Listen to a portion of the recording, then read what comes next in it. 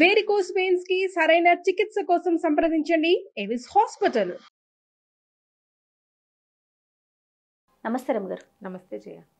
రమ్మగారు, వెండి, బంగారం, ఇత్తడి వస్తువుల్ని క్లీన్ చేసుకోవటం ఒక్కొక్కరం ఒక్కొక్క పద్ధతిని ఫాలో అవుతూ ఉంటాం. పాతకాలం పద్ధతులు కొన్ని ఉంటాయి. ఇంట్లో మీరు ఏం చేసేవారు? ముందు ఇత్తడి గురించి మాట్లాడుకుందామండి. ఎందుకంటే దేవుడి దగ్గర పెట్టేటప్పుడు ఇత్తడి సామాన్లు, కుందులు అవి ఉంటాయి కదా, వాటిని ఎలా చేసేవారండి? ఇప్పుడు కూడా చేస్తాను జయ. నేను అదే పాతకాలం కాదు, ఇప్పుడు కూడా అంటారా? ఇప్పుడు కూడా నా కుందులు ఇత్తడివే. నేను వెండి కుందులు రోజు వారడి వాడిను. ఒక 6 ఇత్తడి కుందులు ఉన్నాయి ఈ సైజువి. 6 పెడతారా? 6 పెట్టను. జత జత తోముతూ ఉంటా, వెళ్తూ ఉంటాయి. అలా 5 వెనక్కుంటే ఒకటి వెళ్తుంది. అది తోమాక మళ్ళీ అలా లైన్గా వస్తూ ఉంటాయి కుందులు. ఇత్తడి కుంది కింద రాగి ప్లేటు. రోజువారీ వెండి కుందులో దీపం పెట్టేది అసలు లేనే లేదు. అసలు పెట్టుకుంటారా రమ్మగారు? రోజువారీ వెండి దీపంలో పెడతారా? పెట్టుకుంటారు. అట్లా ఉంది అవకాశం. నేను ముందు ఈ వెండే పెట్టుకునే వాళ్ళం. ఇత్తడి కుందులు వచ్చాక నాకు ఇవి హాయిగా ఉన్నాయి.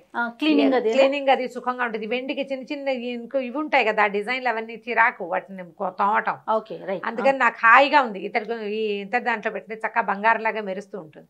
నేను చింతపండు, ఉప్పు వేసి తోముతాను జయ. రాగి ఇత్తడి పాత్రలు నా దేవుడి పాత్రలు అయితే చింతపండు. పాత చింతకాయ పచ్చడి ఒకటి ఉంది నా దగ్గర.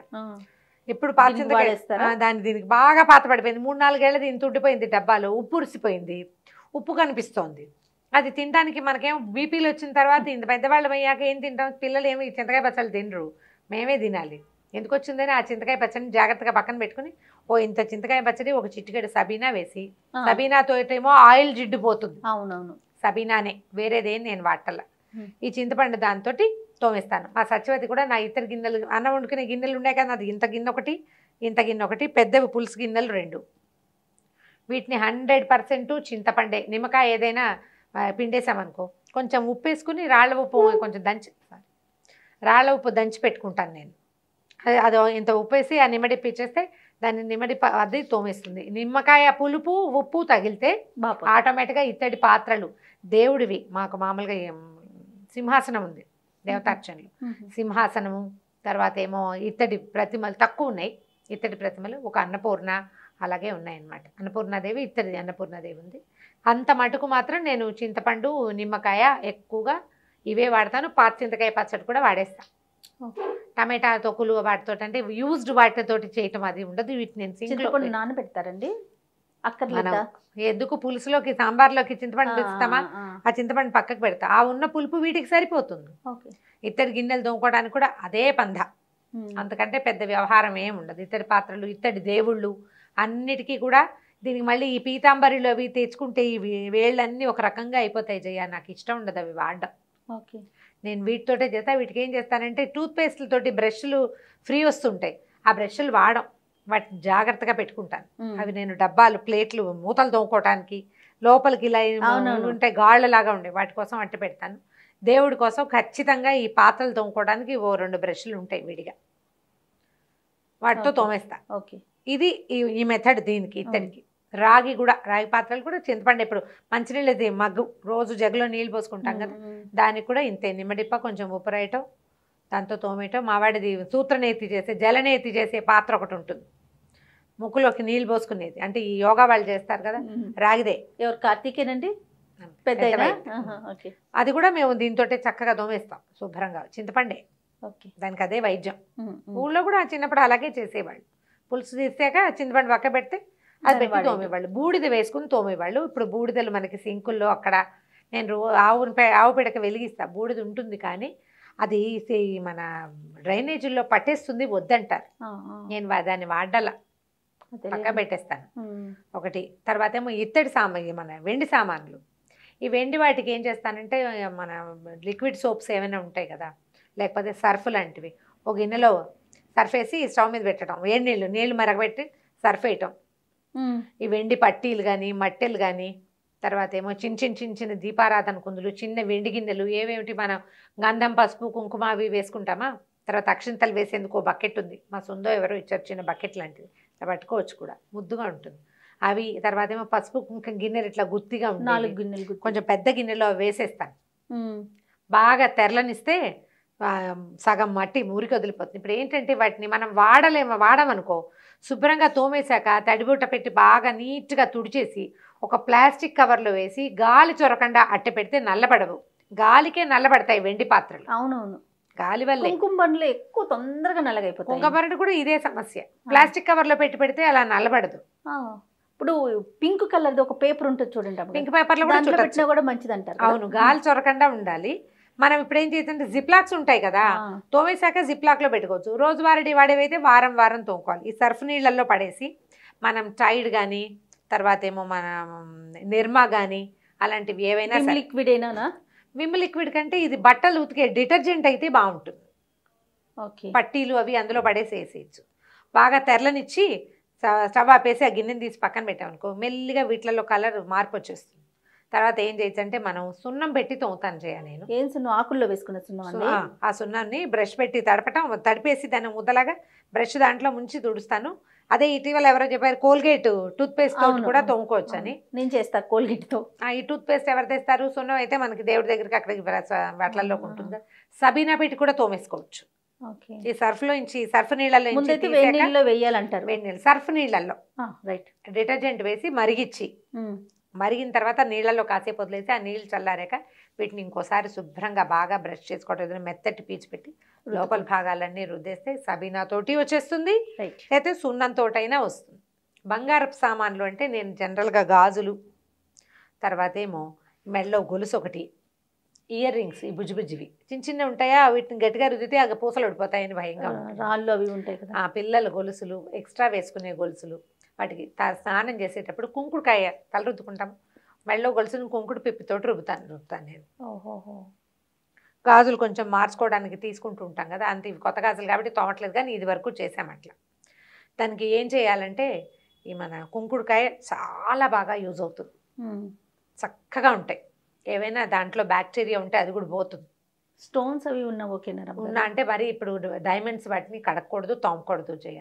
మరి ఏంటండి వాటిని పాలిష్ ముఖమల్ క్లాత్ తోటి రుద్దుతారు. మనం రుద్దుకోవచ్చు. ముఖమల్లు ఉంటే మన దగ్గర దాన్ని పెట్టి రుద్దితే డైమండ్ కి చుట్టూతా ఉన్న దుమ్మంతా పోతుంది. వాటిని ఎప్పుడు రాళ్ళు ఉన్న వాటిని, ముత్యాల వాటిని, పగడాల వాటిని మనం ఇళ్లలో క్లీన్ చేయకూడదు, పాడైపోతాయి.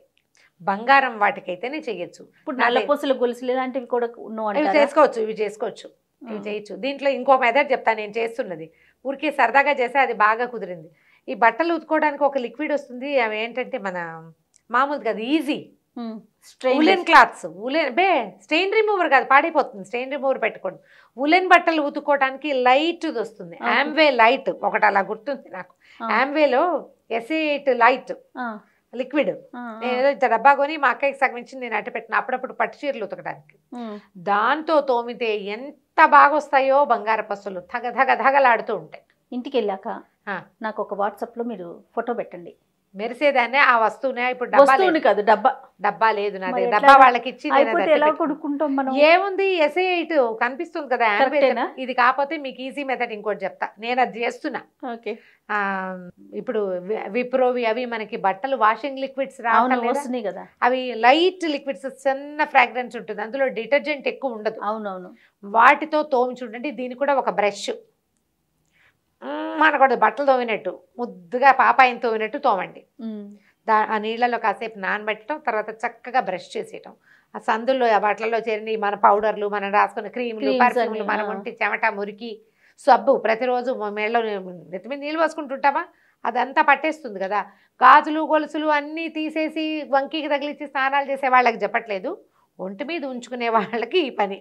అయితే ఈ సబ్బు పెట్టి తోముకోలేం కదా, చక్కగా ఒక కుంకుడుకాయ నానబెట్టి, ఒక్క కుంకుడుకాయ దెబ్బ కొట్టండి, గింజ వెడలు కొట్టేయండి, దానికి అసలు నీళ్ళలో వేసి పెడితే చక్క మెత్తగా అయిపోతుంది.